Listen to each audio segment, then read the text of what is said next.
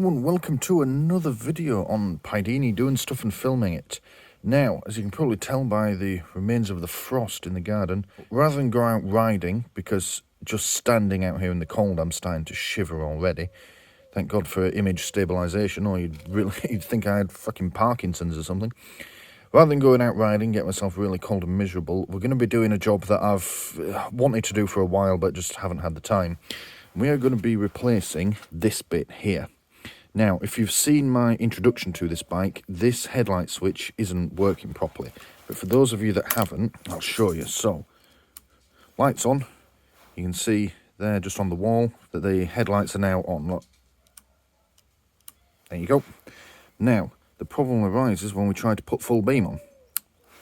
Just goes out.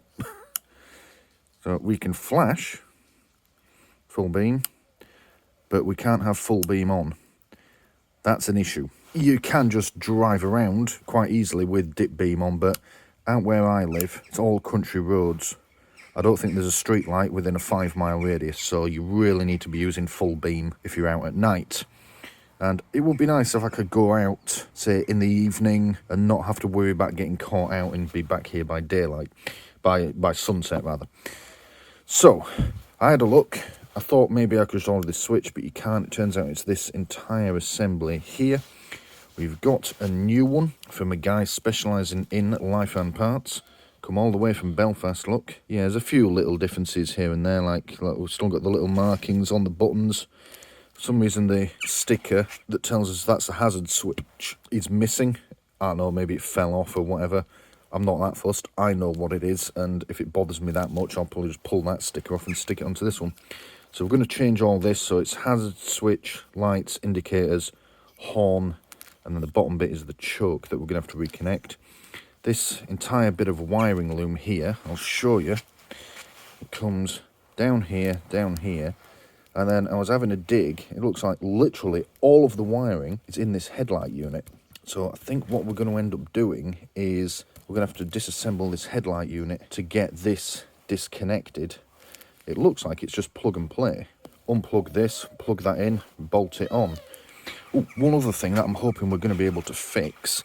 This started occurring when I was last out on the bike. The indicators. You see, it's flashing nicely at the moment. We'll just start the engine again. Seems to stop it working. Watch what happens when I rev the engine.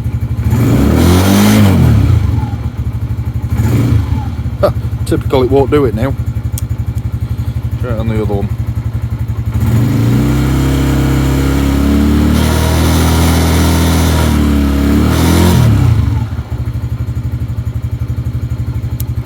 Well, that's fucking annoying.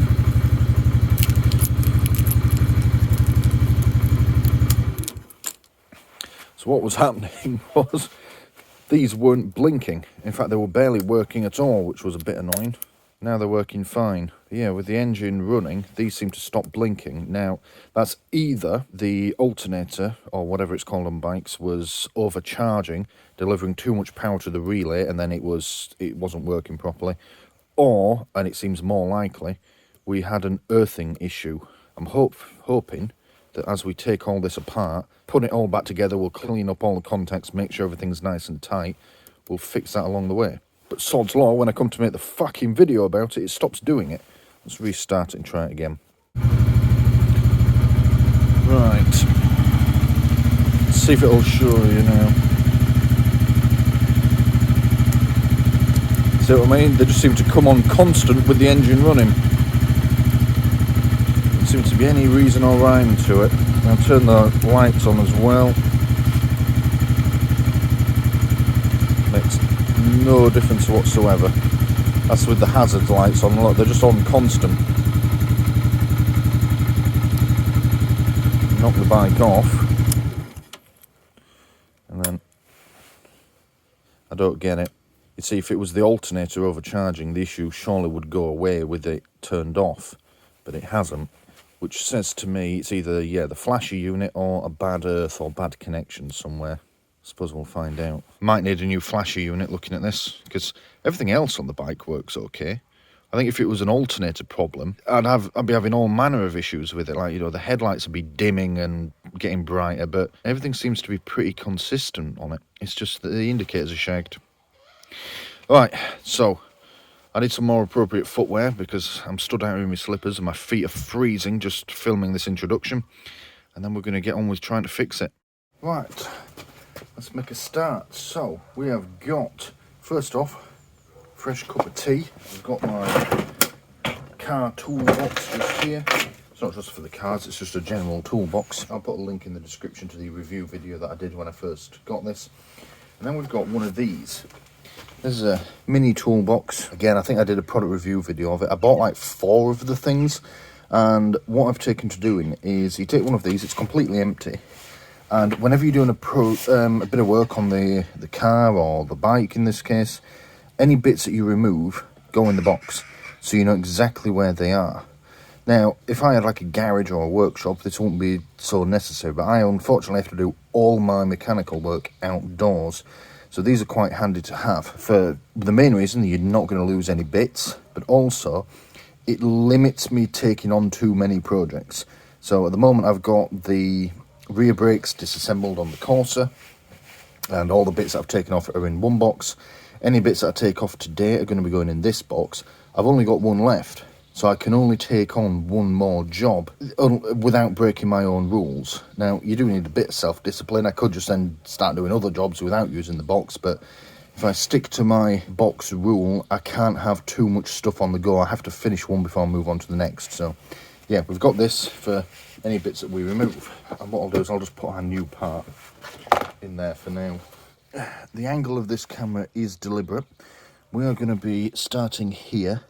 Now, I did buy a manual for this and looked up what you have to do in order to do this. But if I'm honest, it's quite simple. You unscrew it, disconnect it, and then to put the new one on, you do the reverse. You plug everything in and screw it back in place. So the plan is we shall unscrew it and get this taken away, and we'll screw the new one in place, get that securely fastened, and then it's just a matter of working our way through the wiring connections, matching them up, and yeah, and then testing. So we'll start. We need to undo these screws.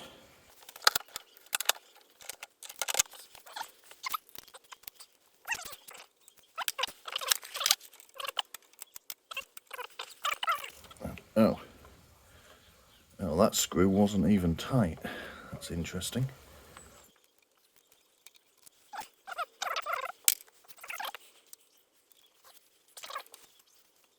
It doesn't come fully into 2 parts because of course there's wiring going to both halves. So I need to bring it back, but the clutch lever is in the way. There we go, we're out. All of the electrical connections that I can see inside look to be okay. Must be something that I can't see that was stopping this switch from working properly. Right, but it's off at least. Oh look, well there's our first 2 connections into the clutch lever, because if it's in gear and you've got the clutch out, it won't start. So those must feed back to something elsewhere in the bike. Yeah, that's what those little wires are for, and they just slide right off. Lovely. Right, let's get the new one. If you're watching this, wondering where I got these parts from, I will leave a link in the description to where I got it from. Dealership out in Belfast. Well, they used to be a dealership. They've closed down now because the owner retired, but he's still got all his old stock. Now, it's a little concerning that he's not going to be replenishing said stock, so it's probably only a temporary solution, but he does seem to have a lot of stuff, and there's not many of these bikes around, so unless he suddenly decides to just throw away thousands, tens of thousands of pounds worth of stock, which I don't think he's going to do, then we should be okay for a while. Yeah, he was actually really quite responsive and very professional as well when I was dealing with him, so he clearly takes it seriously still, so I don't think he's going to just bin it all off. Right, let's get it on.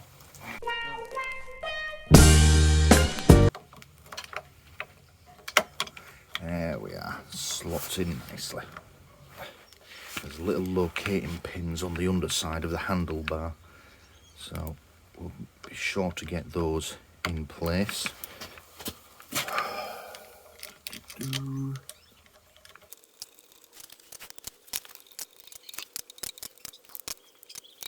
not going to do them up super tight to begin with, because what I don't want to happen is I have to take it back off again. I've done up all my screws super fucking tight.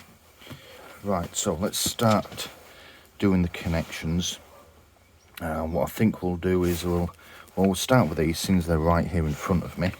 The wires are colour coded. One is green. Don't know if you can see that. Is that in shot?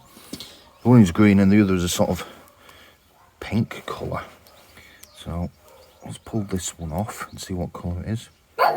That's pink, so it's going to be pink to the front. So let's just swap those over like that. Yeah, they seem to be on okay. That's interesting. So let me put this in gear. Now in theory it will not start now, but this is effectively disconnected. No, it's refusing. So the bike must want to see either a closed connection here.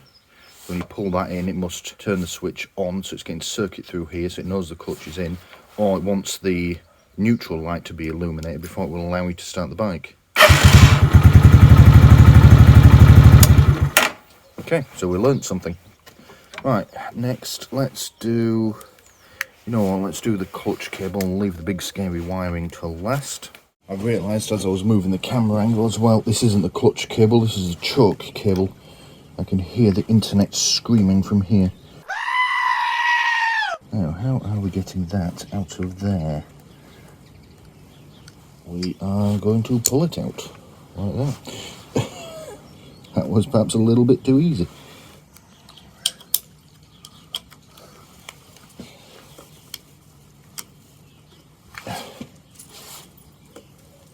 There we go, and there we go. And I can see it's moving the little lever up and down on the side of the carburetor nicely, so that's working. I do wonder if that could do with adjustment, actually. It is quite difficult to start when it's really cold, this bike. I mean, yes, it is a carburetor engine, it's never going to be perfect, but yeah, I do wonder sometimes, because there's about another 2-3 millimeters of travel in the little arm that it moves up. But maybe we'll visit that another time, so I'll leave that off for now. Right, this is the doozy. So let's start threading this wire through. So let's undo these clips first. These look to be just fancy cable ties. There we go. Again, using the box so I know where they are. So that can now come right out of the way. What I'm going to do, actually, now that I think about it, is we won't tie that on just yet until we've got it connected up. Yeah, that's a good idea, because I might need the flexibility in this wire. So let's keep tracing this down. Yeah, so it looks like the next stop is the back of the headlight. So we'll leave that out of the way for now. What is it, Muffin? Where's it gone? Yeah, we'll leave that out of the way for now. And we need to get this headlight off.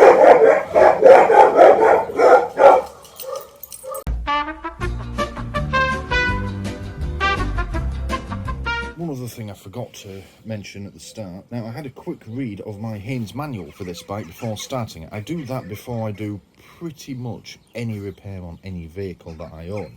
Now, they don't obviously make one for Lifan motorcycles, but they do make this one. Chinese, Taiwanese and Korean 125cc motorbikes. And it's actually really good. It turns out the majority of these bikes, I think that one's mine, or maybe that one. Anyway, it's probably more likely that one, actually. Yeah, that one's just got some accessories like the extra lights on, but that is my bike. It turns out the majority of them, or maybe it's that one, actually. No, it's that one, the exhausts are the same. It doesn't really matter. It turns out most of them use very much the same construction. So, yeah, this was actually more useful than I expected it to be. I had a quick read before attempting this repair, and it seems to be pretty much what we're doing. Unscrew it, plug it in, screw it back on. I always get a Haynes manual. A lot of people turn their nose up at them. If I'm honest, if you're the sort of person that turns your nose up at one of these, you're an arsehole. I get why professional mechanics don't buy them, but if you're an amateur mechanic, they are fantastic. Must have for every vehicle that I own. You alright, Muffin? You okay? Was it a bit stingy? Alright. Why don't you go inside? Hmm? Yeah, go on, let me go inside. Muffin just licked a nettle and now she's walking around with her tongue and, oh. Right, it looks like this bevel comes undone. Oh no, there's 2 screws underneath. Yeah, and then that comes undone and the light comes out. All the wiring's behind it. I thought I was going to have to remove this whole unit. Then I'd be worried about getting the headlight aim correct. But it looks like you just undo this front bit. As long as that stays in place, we shouldn't have to worry too much about the aim of the headlight. So, let's have a look. Get me trusty screwdriver again. Alright, girl. Was it a bit spicy, that leaf? Hmm?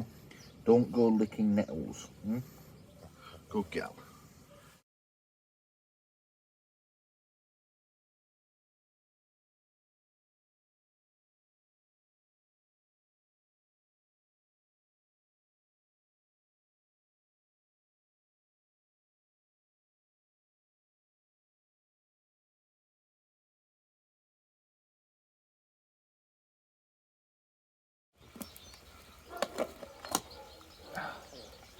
And out she comes. So there's certainly been a few repairs done in here.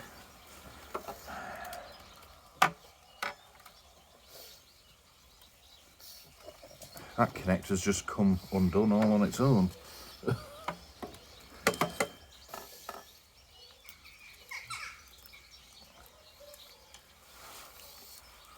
At least that's still working. I'm going to put a new camera angle on, you can see what I'm looking at. Yeah, so this is your normal headlight unit. Now there is these 2 here I'm not worried about because you can get extra lights, like driving lights, to go on the side here. So that's what they're probably for. They're just redundant. This connector here was loose. It just came straight off. That one doesn't feel too good, although it is still clipped in. There's various bits of electrical tape in here.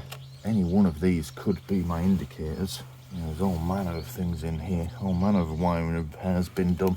That's not even taped up properly. Right. Well, let's focus on what we came here for. And so if I push this from the back, it should reveal what I'm trying to disconnect, which is that big plug there and that one. These green and blue connectors here. Problem I've got is normally what I would do is get my new wiring next to the old one, and then as I unplug one, plug it in. You know, you do one at a time, and that way you don't miss anything. The problem is I've got to feed this through the back of the headlight, and the hole isn't wide enough. So I'm going to have to disconnect everything and try and remember what goes where as I feed this through. Oh, I might be able to force it through, actually. Yeah, okay, alright. So we'll follow the same routing, which is down behind the lights. There we go. Excellent. That's why I'm glad I didn't cable tie the harness on.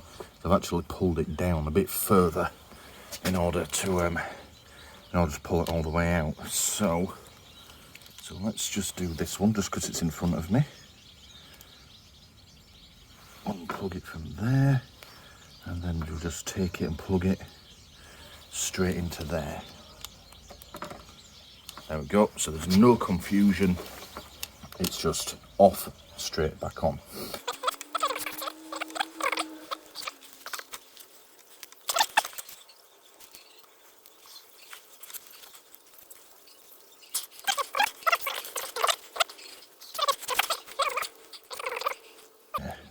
These connectors are weird. I've got like massive spade connectors on these tiny little plugs.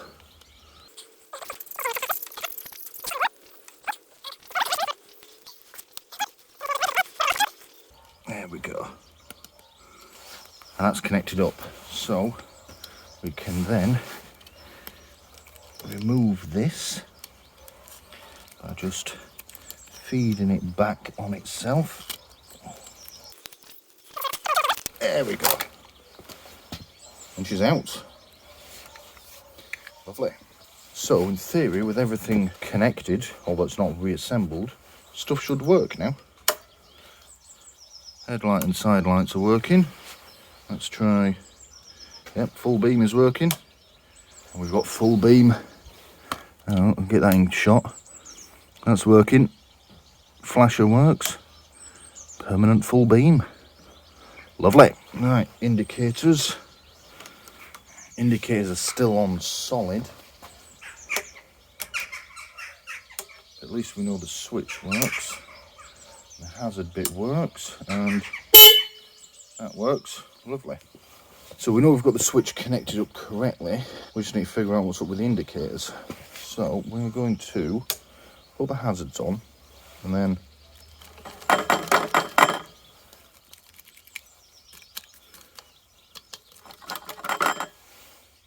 okay.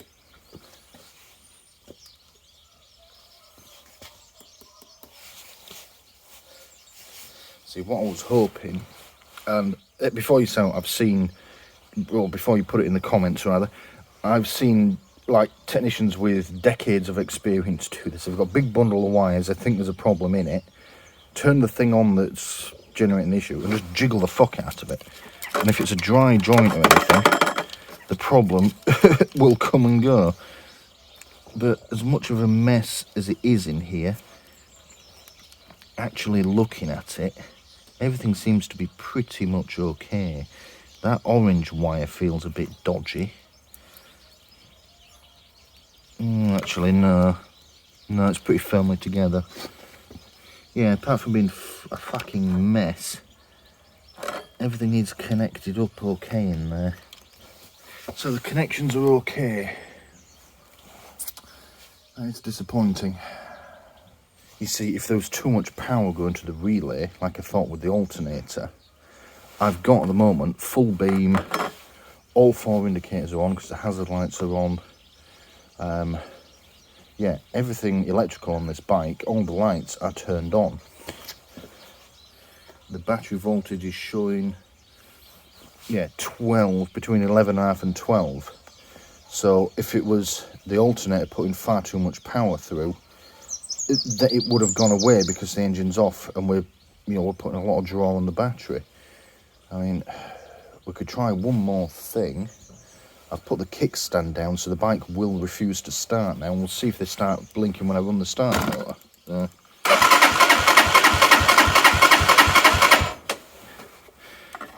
No difference. All we're doing is just pulsing with the starter motor like the headlight does as well. Right.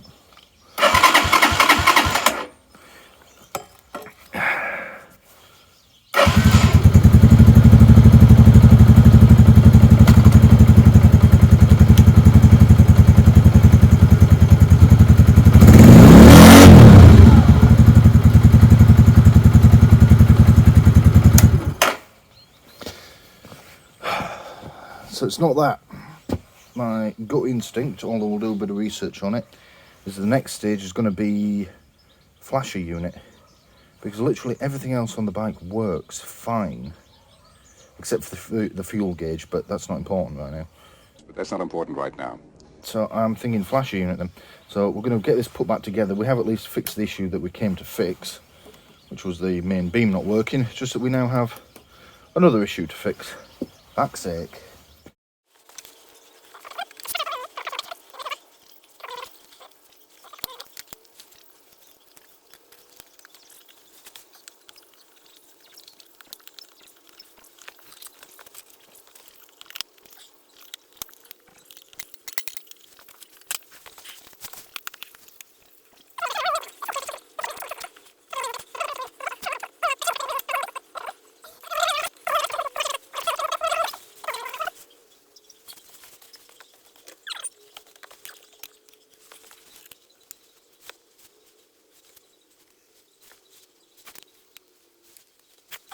Right, and then last bit, those little fancy cable ties.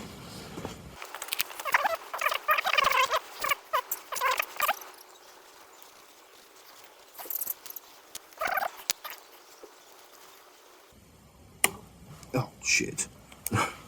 Broke it. Alright, it'll have to be held in place by one cable tie.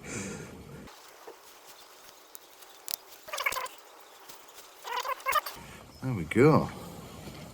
That job's good, and thank you for watching. But wait, there's more. You know what, actually, before you go, we're going to do one more thing, see if we can nail down this indicator issue. I think it's going to be something really quite small. Having a quick read of the manual, the flasher relay is apparently behind that panel that says King 125 on it. So we're going to get the seat off and get those little bits of fairing off. To be fair, if it is vibration that's caused this issue, then we should be able to fix it relatively easily as well. It's probably just a loose wire. Yeah, we'll see. Let's just see. We'll see what we can see. Yeah. Then you can remove the seat. Lift that out. In here. Right. There's so much on this bike that's just like loose. All the stuff in here is in these little rubber hangers, probably to protect them from vibration. Just try taking them off. So you see, what is that? It is unclear what that is. So what we'll do is we'll unplug it and find out.